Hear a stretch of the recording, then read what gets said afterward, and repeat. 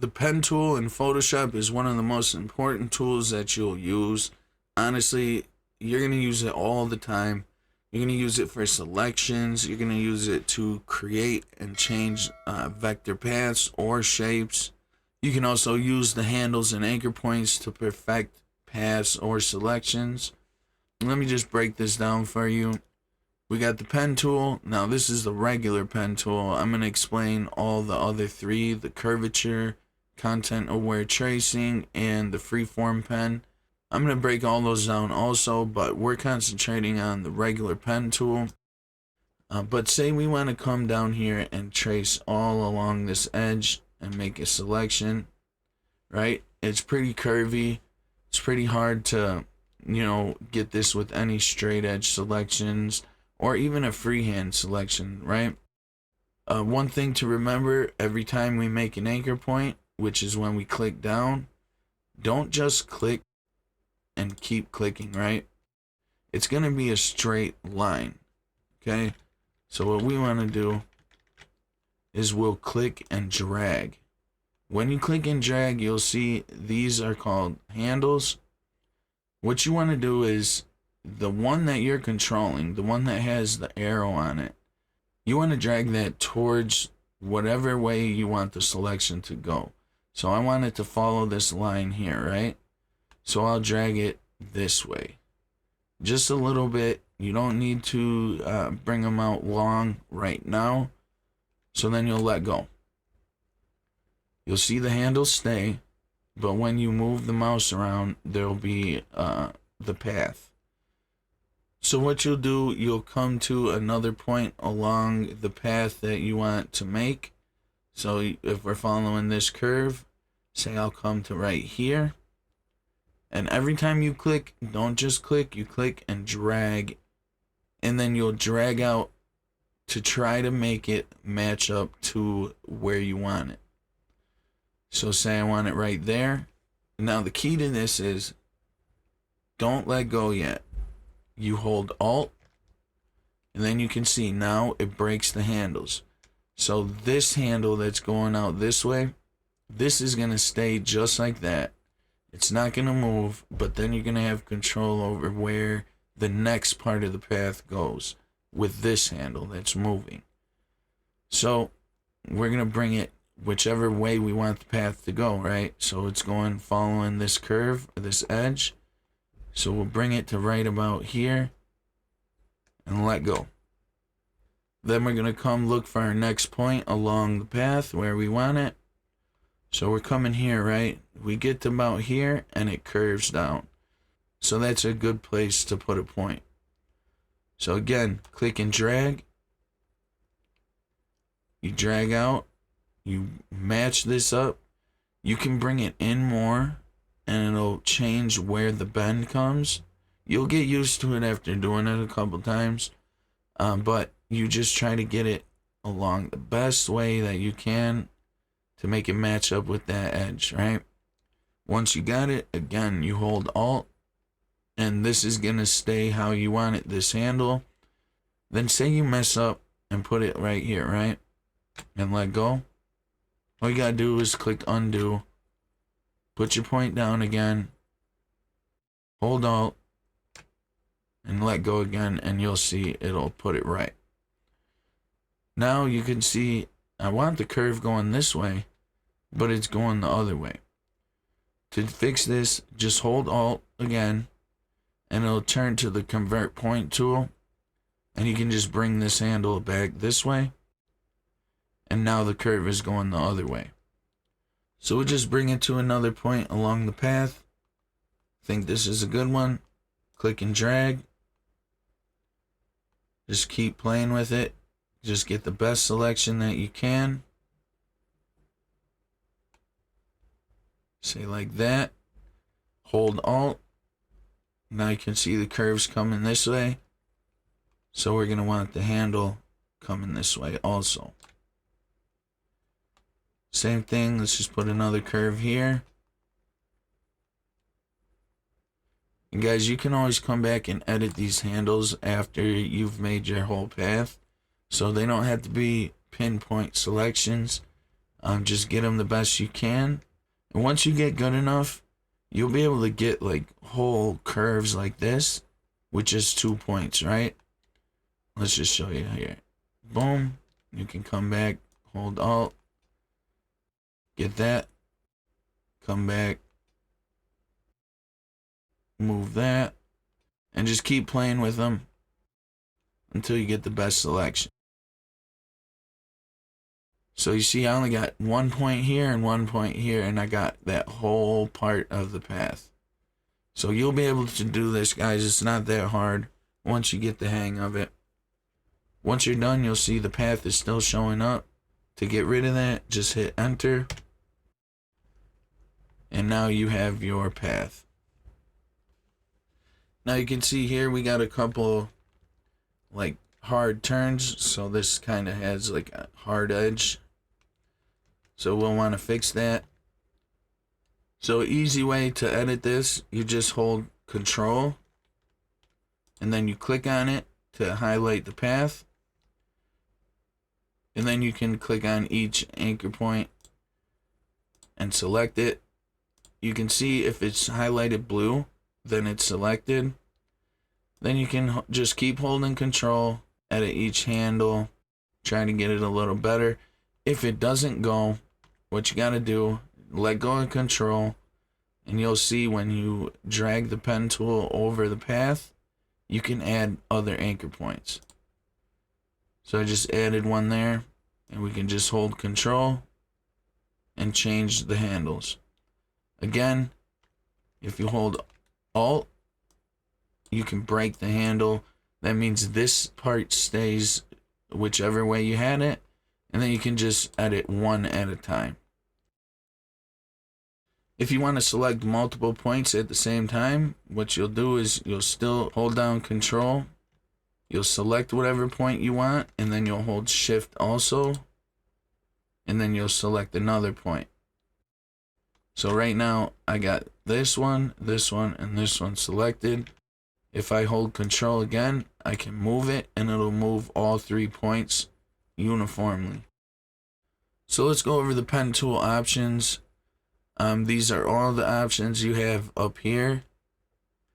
And with every tool, you're going to have this first option. It's just presets for that current tool. So see here, I have one that's for paths and one that's for shapes. And this is where you're just choosing between a shape, a path, or pixels. Usually you're just going to do shape or path. And the options change whether you're on shape or path. Okay, what I'm going to do, I'm just going to show you shape first. For shape, it works better if you have an enclosed path. I'm just going to make one here. Okay, then you can actually see the fill. If I choose fill, you can choose a color. You can choose a gradient or a pattern to go in there. You can also choose this color picker and change the color to whatever you want. Also has some options here. You can have a new swatch preset, rename the swatch, delete it. You can copy or paste the fill, change the thumbnail size. This is right here. This is the thumbnail where you see the preview of it. Then you can append the default swatches, import some swatches, export them, or export swatches for Adobe Exchange. So that's the fill drop down. Then you got stroke. And stroke is just the outline of the path or the shape. Just zoom in so you can see. This just same thing. You can change the color. You can change, pick a swatch that you already have, a gradient or a pattern. And also, if you choose this with the red line through it, that means you have no stroke. Or fill if you were in the fill drop down. Let's just choose white. Same thing with this box. You got the color picker and the swatch options. After that, we got the stroke size. You can make it bigger, smaller. Then we have stroke options. This is a drop down where you can change between a straight line, dashes, or dots. And then you have your align, caps, and corners. When you hit more options here, or if you hit here and come down to more options, it opens the stroke dialog box. And this is where you can control it a little bit more. With the alignment, this just shows where the path is compared to the stroke. This is at the center. You see the path goes down the middle of the stroke. Inside, the stroke is on the inside of the path. And outside, same concept, the stroke is on the outside of the path. Usually I just leave it at center. Caps are for the end of paths. Like if this wasn't connected and it was just like a U, this would change the end caps. You got butt, round, or square. Corners, we got miter, which is what it usually is set to by default. Then we got round. It just rounds off the corners. And then we got bevel. It just cuts off the corners. Dash line, if you click this box, you can change how many pixels is for each dash and then how many pixels for the gap in between it. So if I brought this down to, let's just bring this down to 0.5, right? And then we put the gap at 1. You can see each dash is 0.5 pixels long, and then each space in between them is 1 pixel. Now you can keep going and put up to 3 dashes and 3 gaps if you want, but I just leave it like this because it keeps it nice and even. If we were to put a dash, let's say 1, and then a gap, it's 2, you can see it kind of breaks it up, makes it look kind of funny. You can hit save to save that stroke, and then it'll appear down here where it's saved, and that's the stroke dialog box. And last thing for the stroke options, obviously you can save, delete, copy, or paste a stroke. Next we got the width and the height. Pretty self-explanatory. If you increase the width, it makes it wider. Increase the height, it makes it taller. You can link them together and increase it, and it'll just increase both at the same time. After that, we got path operations, and this is just like the Pathfinder panel. If you've ever used Adobe Illustrator, you can make each shape a new layer. You can combine multiple shapes. You can subtract from a shape. You can intersect shapes or exclude overlapping areas. And then you can merge shape components. After that's path alignment. This just has the align and distribute options if you need them. You can also choose to align it to the selection or to the actual canvas itself. And then we got path arrangement. Think of these as sheets of paper or layers, right? This will bring it to the very top of the layers panel. Bring shape forward, it'll bring it up 1 layer. Shape backwards will bring it back 1 layer. And then move shape to back will send it all the way to the bottom. Then we got path options. Obviously this is just the thickness of the actual path. This is not the stroke, guys. This is the actual path itself. So you can see the line in between the stroke. This just changes the thickness and the color of that. If I want to change it magenta, you can. I just leave it blue default and set to 1 pixel. Rubber band, this is where if you're clicking here, you can see the preview where the line's going to go. If you don't have rubber band, then you don't see that preview. You just put your path wherever you want it. I always keep this on. You need it if you're going to be doing handles and curves, right? You want to see where that curve is. After that, we got auto add, auto delete, and align edges. Usually just keep these always checked. So next, we go down to path, and everything is the same over here.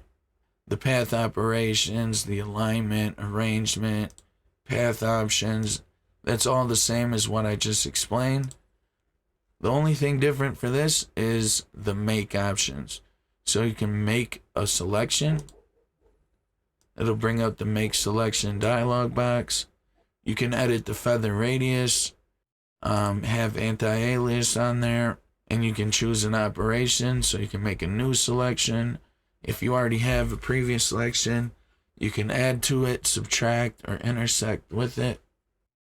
Click OK, and it just makes an active selection. Shape, you just click it, and it turns it into an actual shape layer. If you choose mask, it makes a vector mask over here, and you can always edit it, change it up, move it around, change the points, curved to straight. And this is a little different than a regular mask. You can see it's gray. It's not black and white. That means it's a vector mask, and it goes with the path. So that's the regular pen tool. There's kind of a lot to learn in this. I'm going to make, like I said, a longer video breaking down everything, and we're going to have some other lessons in it for you. If you have any questions or comments, make sure to put them down in the comment section below. Thanks for watching, and I'll catch you in the next one.